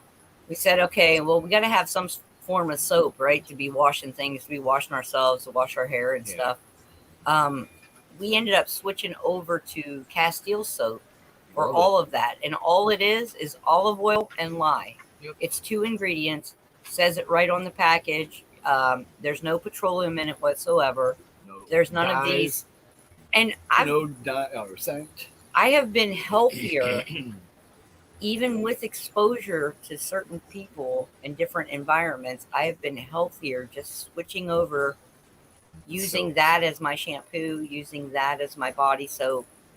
And then we make our own laundry detergent. Yep, we make our own laundry detergent to take the chemicals out of our clothes, so we're not wearing that up against our skin and absorbing that stuff. Those are things to make, too. Those are things that you're doing. Almost everybody in the world is doing on a daily basis. You are freely feeding your body toxins. Even if you're eating good, if you're still using shampoos and conditioners off the shelf, and you're still washing your clothes in chemically based scented things, you're still doing damage. So it's about getting into the mindset of trying to take care of yourself in the best ways that you can. Lye is used for all kinds of different things. Have you guys ever heard of, I can't think of the commercial soap, but it's not very popular, and it's called, I just want to say Crown Soap or Tower Soap or Castle Soap or something like that. It's basically an Castle old- soap. Castle soap. Castle soap. Yeah, Castle soap is Castile. It's Castile, just in yeah. a bar form. Exactly. It's The just in original- bottle. Oh, I don't have it here. The original Well, soaps that people used to make Borax. were, all right, hold on a minute. The original soaps that people used to make consisted of lye and a fat. So your liquid soaps were made with olive oils and things like that, pressed oils. And your bar soaps were made with lard or beeswax or a combination of.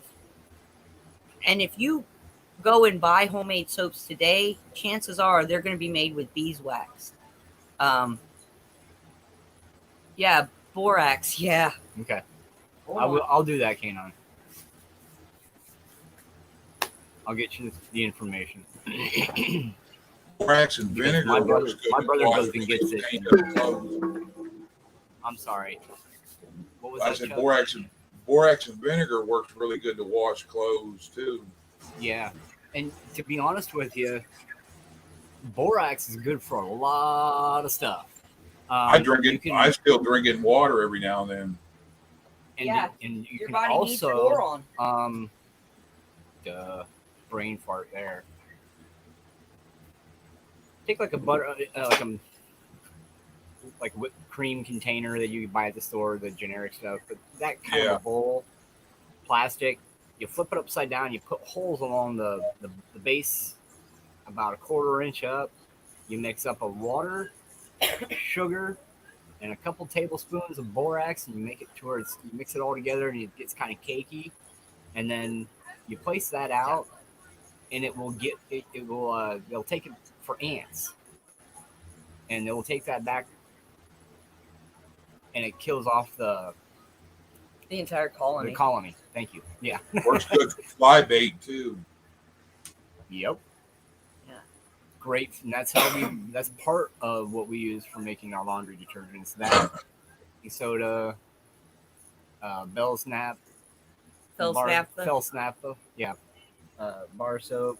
And then it's just melting it down and mixing it all together and Stir it up and stir it up and 5 gallons of laundry soap Yep. for pennies on the dollar. come out to what was it, 29 I cents used per to get jug? that. I used to get that Castle soap at Walmart. That way, I didn't have to make it. And then here in the last year, it's been hard to get. Well, Yeah. that's they know what people are doing.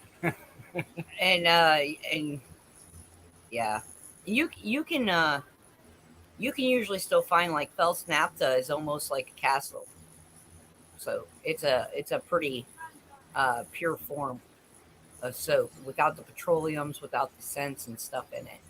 So I mean, there's tons of stuff you can use that don't necessarily have to be soaps either to wash with. You can use baking soda to wash and exfoliate with. Epsom salt, same thing. I forget the name of the shampoo I used to get. It was basil and spearmint or basil and peppermint, some kind of organic shampoo, and it would lather some, but it didn't lather a lot. And they all complained about it. Well, I don't like it. It don't lather my hair up. I said that's because it's not chemicals. That's right. That's right. But it's like $8 per I have bottle. sensitive skin and I use it. I like how the rosemary and the mint feels on my scalp and stuff. Yeah. Rosemary has some very interesting properties. Rosemary is one of the healing herbs. It is good for respiration. Like if you're having respiratory problems, get a cup of hot water and pop some rosemary in there. That's part of Pappy's steam recipe. Magic steam recipe is rosemary. Rosemary has some really, really good antimicrobial properties and antibacterial properties naturally. So you're not doing all the chemical stuff. Rosemary is good for cleansing and purifying. It actually used to be used as a blood purifier, I do believe. Um, so, I mean, there's the further back you look, the more you find, and the more things that you find were done naturally before the onset of marketing and big tech corporations and all this stuff and all these conglomerates.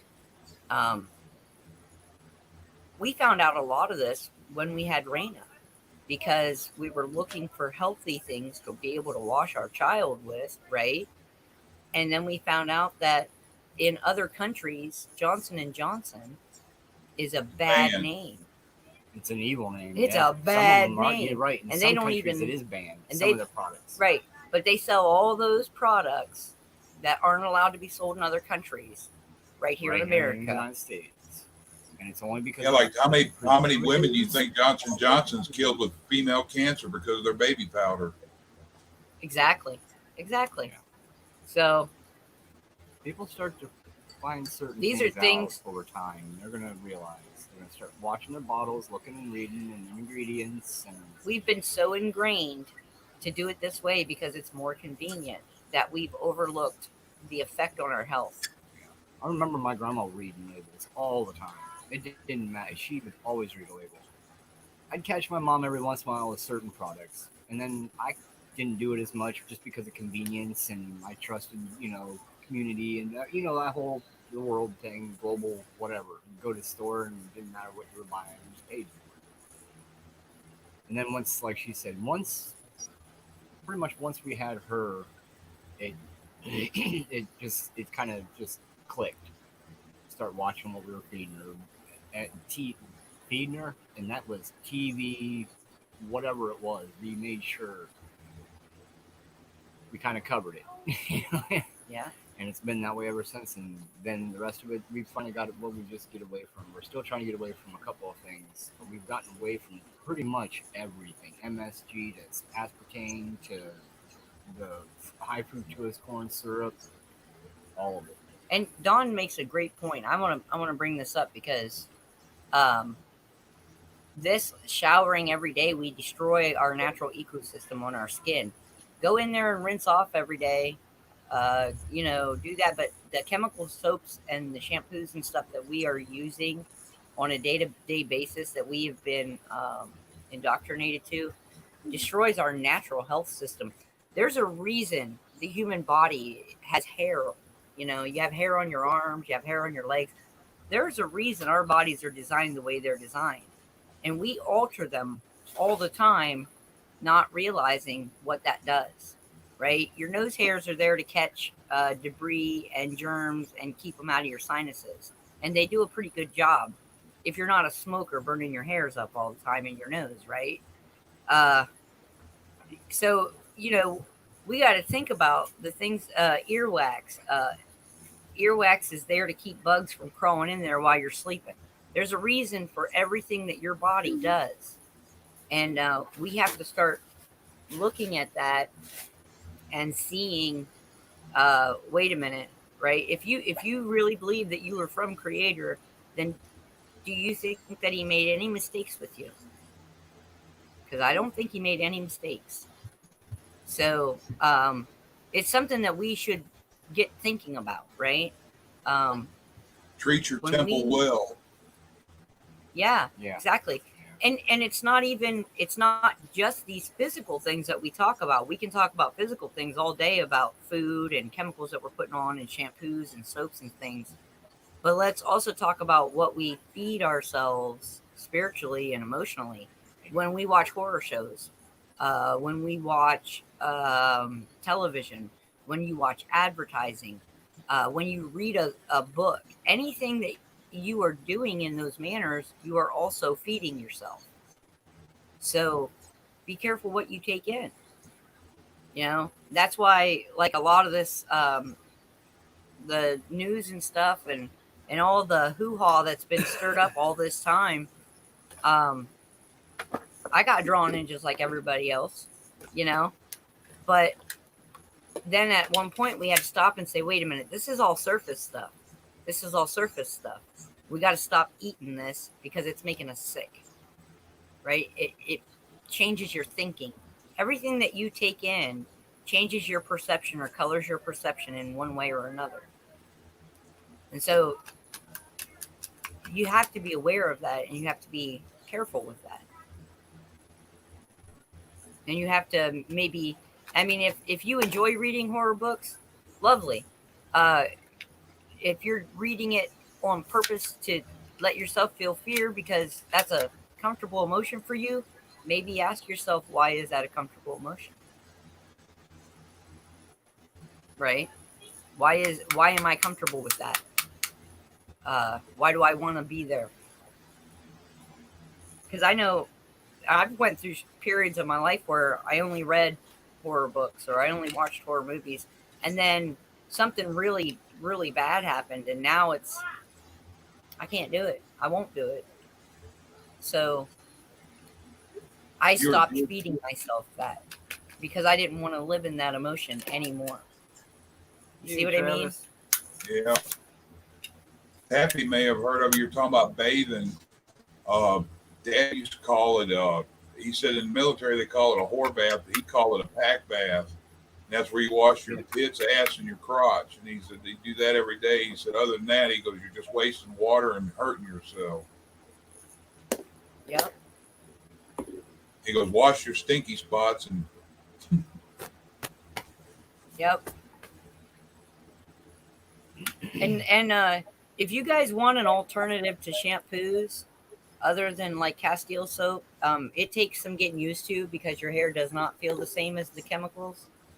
But there's another alternative that'll bring your hair into perfect balance, and that's a table of baking soda in a cup of water, and that is your shampoo, and you distribute it on your roots and you let it run down through your hair. And if you have long hair like me, you're probably going to want to do 2 tablespoons in 2 cups, right? But if you got shorter hair, a tablespoon in a cup of water will do your shampoo, and then a little bit of apple cider vinegar, a tablespoon of apple cider vinegar in a cup of water will be your rinse, and that will balance the pH of your hair and keep it healthy and keep it clean. Just a thought. And essential oils, you can add those to these things, right? You can add your own essential oils to Castile soap or laundry detergent or any of that, and you can use it medicinally or just for fragrance. But that's a way, if you like to have scents, to put scents back into things, is using the essential oils with the natural products. yeah, you could add, like you're saying, that baking soda. I've heard of people doing the same thing, and they put like rosemary or mint in it with too, and it helped tingle. It gave them a little scent. Yep. And mint's good. Like you're talking about rosemary to breathe, mints are good that way too. They told my wife if she ever had an emergency, because she uses she's got bad bronchitis. She used one of them albuterol things. They said if it's ever run out and you can't get it filled, keep them in around. Well, you should start encouraging her to drink more herbal teas that have those respiratory herbs in them, and encourage her to use her inhaler less, because inhalers actually make your lungs weaker, your bronchial tubes weaker, and more susceptible to infection. Your bronchial tubes become dependent on them. I had to wean myself off of inhalers, and I'm doing better now than I ever did before, even when I get sick, ain't it? Yeah. And it's going to sound weird, but we both have asthma, and we do not use inhalers unless absolutely needed. Because it's something, the inhaler. You got my email that some of that stuff to me, and I'll get her to try it. Okay. We're trying to be non-dependent on commercialized bullshit. So. That's right. There you go. Did you send us an email, or did you put it in private chat? I think y'all had it. Yeah, we have Chuck's email. Yeah, we have. Okay. All right. Yeah. Actually, I'll text it to you because I think I have your number as well. Yeah. That way, I never got your email. I was going to send you some a while back on that recipe, and I couldn't find where to send it. Now I don't know where I put on my computer that recipe to send you. I'm so scatterbrained sometimes. It's okay. Yeah, Don, And- you were probably onto something. Happy is absolutely right, you guys. You do have to be careful with essential oil. You have to be careful with anything you use. A lot of things have a variety of uses, and before you use them in any particular way, whether it's on your skin or ingested, even if it's on your skin, you need to research that first. There's a very, very good oil called tea tree oil. It's great for a multitude of things. However, if you use it improperly, you will get burned or you will get sick. It's toxic. Yeah, too strong. Yeah, you never want to diffuse that oil in a house with cats and dogs. You never want to No. put that into like an open steam area because it is toxic to cats and dogs. Cats are especially sensitive to it. So Be aware when you use that one. you really have Good to have it, but do your research. Mullein leaf, yes, good for asthma, and so is Yep. thorn apple. thorn apple. But also keep in mind that some of herbs are called different things in different areas. And that's why, we talked about books yesterday, or not yesterday, but the day before. We had talked about, that was over on Mike's channel for the LNW Outdoors. There's something to be said about having that book knowledge, having those full color pictures and identifying multiple identifiers of a plant before you use it. So you should always look into things before you use them. Even if you're getting information from this source, check multiple sources. Get more information. Don't just accept one point of view because that person could be wrong. So that's really, really important when you're using. See this book? I picked this up a while back. What's the name of it? Encyclopedia Frozen. Encyclopedia of Country Living. It's that thick. Oh, okay, country living. Okay. When we make your picture smaller, then your video starts working. Okay, Where was my? this is it right here, honey. It's like Oh, nice. it's like a California phone book, but it's got all kinds of stuff. A buddy of mine was looking through it. He said he even got stuff on quilting and stuff in it. Oh, cool. I have one similar, not quite as big, but it's called Back to Basics. And I really like that. It has a lot of different things in it. It's got everything from passive energy to making your own lye, to which plants to use for dyes and which plants to use for fibers to create your own cloth. All that kind of good stuff, Lost Arts, right? Yeah, that's the book you're talking about. Is that the guy that advertised? He looks like an Amish guy with a big beard that talks about that book. Is that the same book, or I don't know? No, you're thinking of The Lost Ways, I think. Yeah. This was actually a book that was printed. It's been printed several times over by Reader's Digest, believe it or not. And I found my copy at a thrift store, and I was tickled pink She brought that because home. She was so tickled. This one here, I know a guy I was talking to that had a different one of these books, and the Lost Ways you're talking about, he talked about it, and he's like, this book's better. And I ended up, when I got this, I got the 50th anniversary issue of it, which is even more stuff compiled in it. So I haven't sat down and read it. I thumbed through it. I need to be reading it. But yeah. I used to take and open the book just anywhere, right? And then I would just get to learn about whatever was on it. So I actually explore books better that way when they're about multiple things, because it's just like surprise, Yeah, it's more random instead of like, okay, this is dry reading. Right. Makes it a little bit more interesting. Yeah. So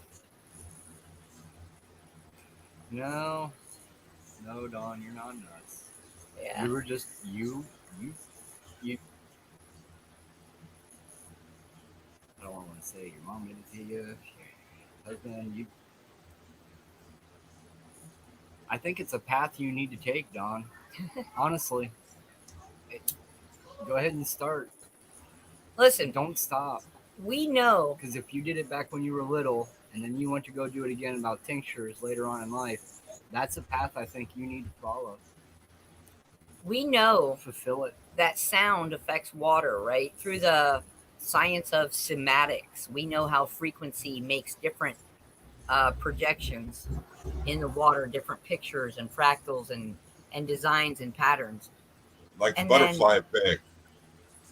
exactly. Yeah. Now, but so we know that if we were to combine the right frequencies with our water, we'd be able to use the water as a healing source or what have you, right?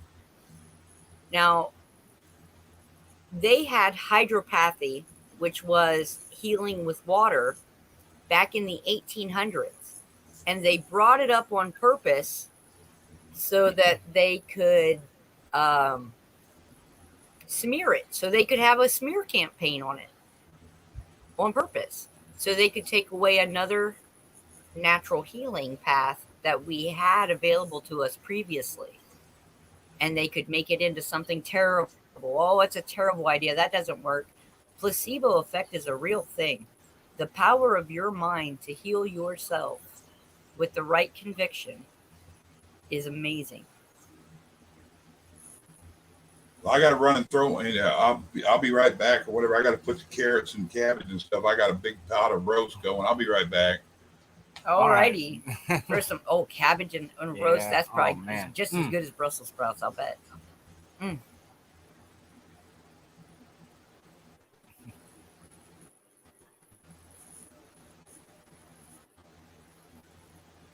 Yep.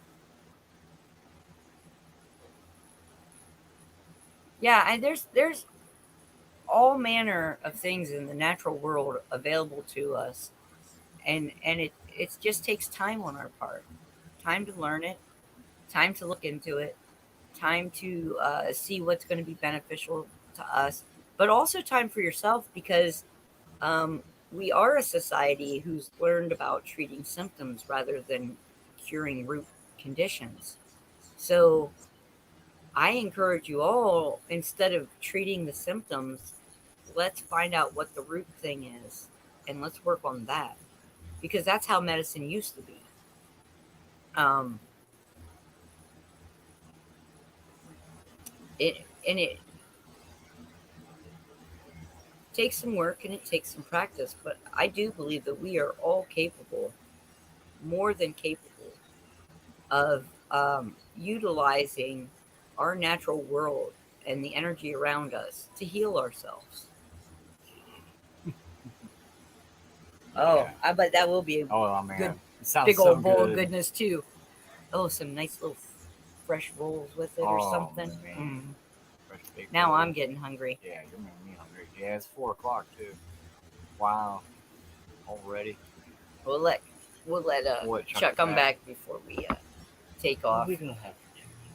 I was We didn't even thinking think about it. I have acorn squash and butternut squash, and I was thinking about doing those because I really want squash. Do you not want squash? I'll eat some squash. I'll eat some squash. And that's wonderful, Dawn. Keep doing that. There's power in that. There is power in prayer. There's power in intent. Yeah. And I'm a true believer of that. And Yep. Bonnie's Yeah, there's late night. but yeah, and yeah, everybody. Good chance. Check out Bonnie at night. Got a pretty good show over there. Kind of like us, just discussing things, hashing it out. Positives, negatives, pluses and minuses, of course. Gotta have them. Just a good open Good conversation. open conversations.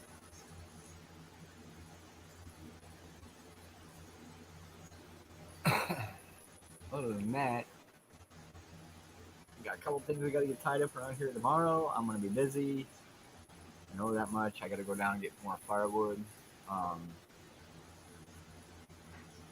I might do a painting day tomorrow. Depends on how I feel. I would like to paint. I need to paint again, but Tuesday, we'll see how it goes on Tuesday. We might not have a show Tuesday, but we might. Probably still could, as long as the laptop's charged. We can do an hour. But I have to redirect wiring. So my power is going down for probably about a quarter of a day. so if you don't see us, don't worry. Yep. We'll be back. Just got to redirect power through the main. Out, and then out. And yeah. I got the conduit. Now I got to put it into the conduit and put it underground.